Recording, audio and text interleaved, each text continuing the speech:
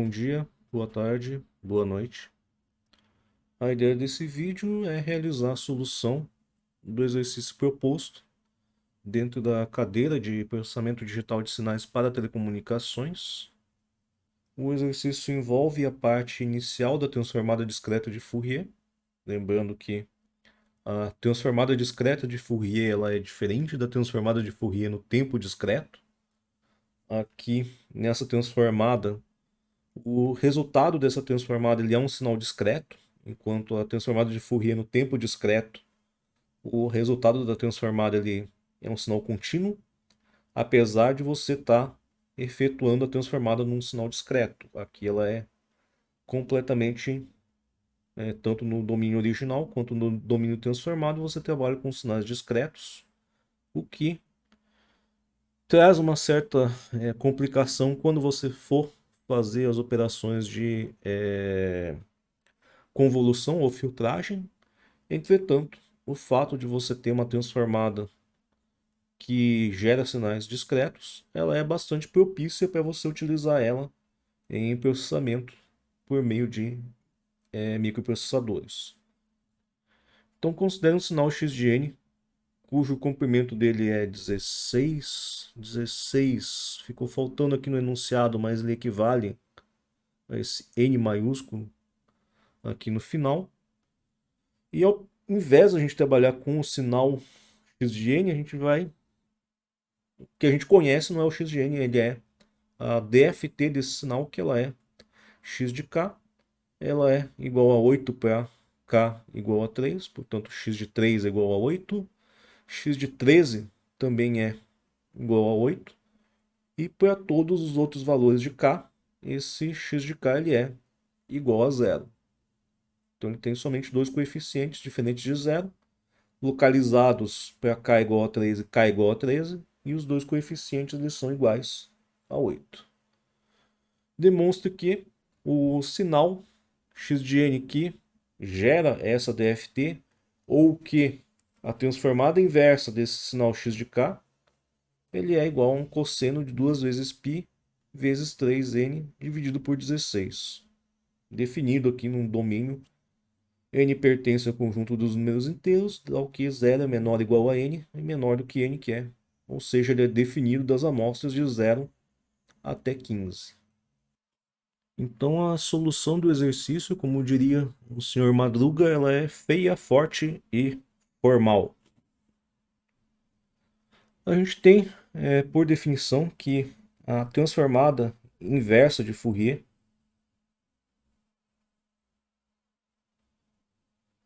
ela é igual a 1 sobre n somatório k é igual a 0 até n menos 1 da transformada desse sinal, o x maiúsculo de k, vezes uma exponencial de j 2π n vezes k dividido por n maiúsculo. Isso vai ocorrer para qualquer sinal x de k, ou qualquer sinal no domínio transformado da DFT. E a gente sabe que esse sinal ele é igual a zero para todos os valores de k, exceto k igual a 3 e k igual a 13. Então isso aqui, substituindo os valores, isso aqui vai ser 1 sobre 16. E dos elementos desse somatório, quase todos vão ser iguais a zero, exceto o 2, que é para k igual a 0 e k igual a 13. Para k igual a 3, o x de k ele vale 8, exponencial de j 2π n vezes 3 dividido por 16. E para k igual a 13, você teria aqui 8 exponencial na j 2π n vezes 13 dividido por 16. Se vocês lembrarem daquele exercício que a gente fez anteriormente ali de amostragem, que Você tinha um sinal, você aplicava aliasing e tentava reconstruir o sinal. E no final você percebia que o sinal que você tentava recuperar ali era diferente do sinal que você tinha aplicado o processo de amostragem. Ah, dentro de processamento digital de sinais, muitas vezes a gente encrenca com frequências que não estão ali entre menos meio e meio. E se a gente observar a segunda exponencial, a componente de frequência dessa exponencial seria somente essa parte aqui, 13/16, que ela está fora daquele intervalo, então a gente acaba encrencando um pouco. Felizmente, essa exponencial de J2π n vezes 13 sobre 16,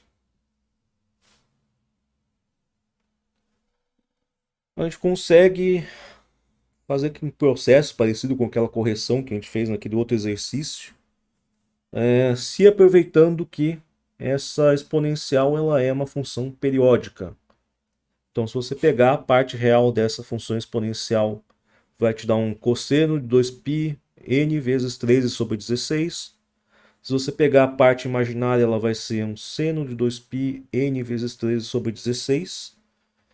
Tanto o seno quanto o cosseno eles são funções periódicas, cujo período ele é igual a 2π.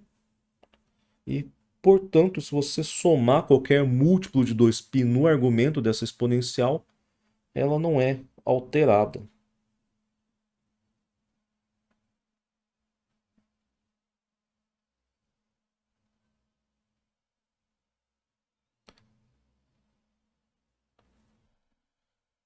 E a gente vai escolher um múltiplo de 2π que ele é igual a n. Na verdade é menos n então.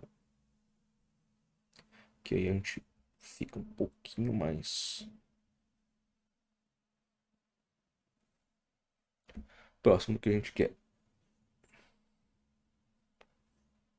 Bom, isso aqui vai ficar e na j, coloca o 2π aqui em evidência, o n em evidência, você teria aqui 13/16 menos 1, que é 16 por 16, ou seja, isso aqui pode ser expresso como e na j 2π n vezes menos j2π n3 sobre 16. Finalmente, substituindo essa exponencial de volta ali na que a gente tem ali do x de n, a gente poderia pegar o 8 que tem aqui e aqui, colocar ele em evidência, vai ficar aqui só meio, vezes aqui a exponencial de j 2π sobre n, nzinho vezes 3, mais o que seria e na menos j, 2π sobre n, nzinho vezes 3. E essa é uma expressão bastante conhecida. Isso aqui é o cosseno 2π vezes 3n sobre 16, como queríamos demonstrar. Esse é um caso em que você fazer a simulação disso aqui vai dar muito mais trabalho do que resolver o exercício. Precisei de meio quadro aqui do Jamboard para resolver esse exercício. Ele é, como eu comentei, a solução é feia, forte e formal. Caso vocês queiram opcionalmente realizar uma simulação, vocês podem utilizar um MATLAB, um Python, C, o que vocês acharem mais conveniente.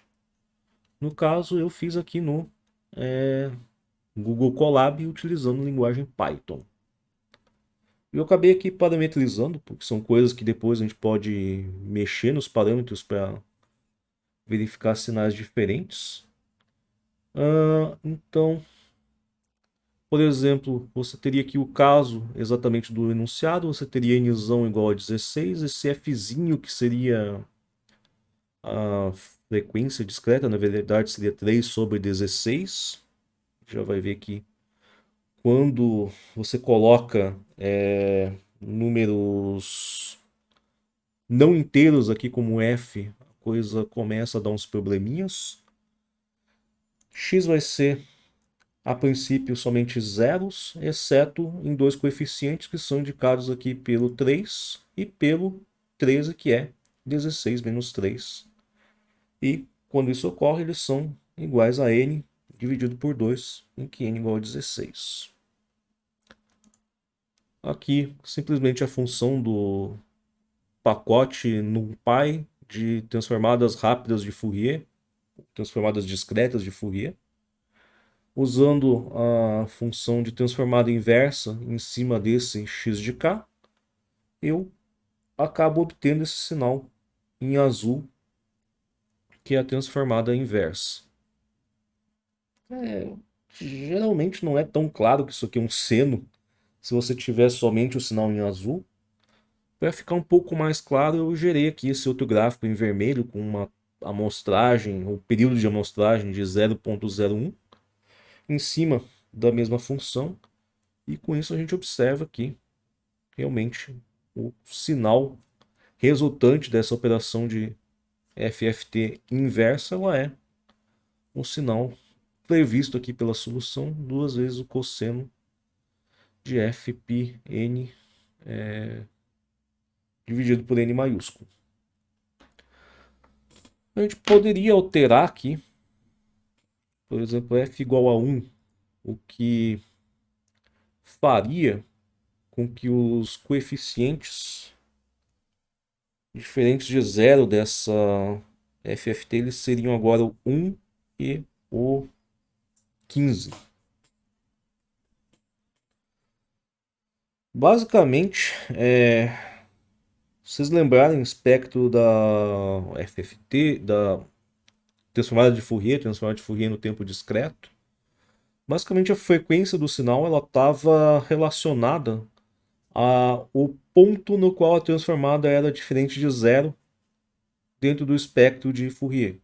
Por exemplo, se você pegasse lá um seno de ômega zero vezes t, os coeficientes que seriam diferentes de zero estariam localizados exatamente em mais ômega zero e menos ômega zero.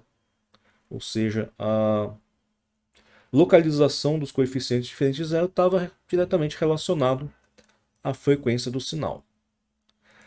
Para alguns sinais bastante simples aqui na DFT, isso também vai ocorrer. Então, se ao invés do coeficiente 3 ser diferente de zero, você pegar o coeficiente 1, basicamente você está gerando uma outra senoide aqui, cuja frequência ela é 1/3 da frequência da outra senoide. Da mesma maneira, se você pegar e colocar 6, estaria gerando uma senoide cuja frequência ela é o dobro da senoide do exercício. Basicamente, previsão e simulação estão concordando perfeitamente. Tá, eu pensei melhor e gerei um gráfico do espectro do X aqui para a gente conseguir visualizar essa informação também. Então aqui você teria a configuração original do exercício, com f igual a 3, n igual a 16, gerando esse sinal pela transformada inversa a partir desse espectro no qual os elementos diferentes de zero estão localizados exatamente aqui em 3 e em 13. Basicamente, esse sinal teria aqui uma frequência 3 sobre 16. Se vocês forem lembrar do estudo de transformada de Fourier no tempo discreto, essa localização dos elementos diferentes de zero, ela estava diretamente relacionada à frequência do sinal.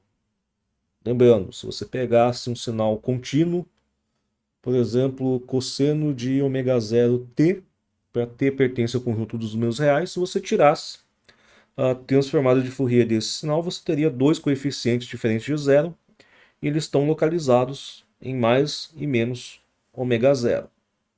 A mesma coisa vai acontecer a princípio aqui na DFT.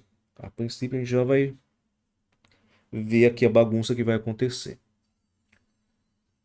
Então, se por exemplo eu quisesse fazer um sinal com 1/3 da frequência do sinal do exercício, eu poderia pegar o f aqui e dividir por 3, gerando um f igual a 1. Geraria aqui uma senoide, cuja frequência ela é 1/3 da senoide do exercício original,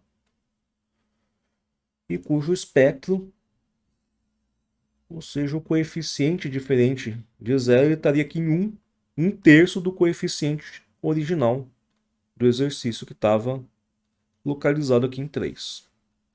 Então, relação entre a DFT e a transformada de Fourier convencional, ela até existe.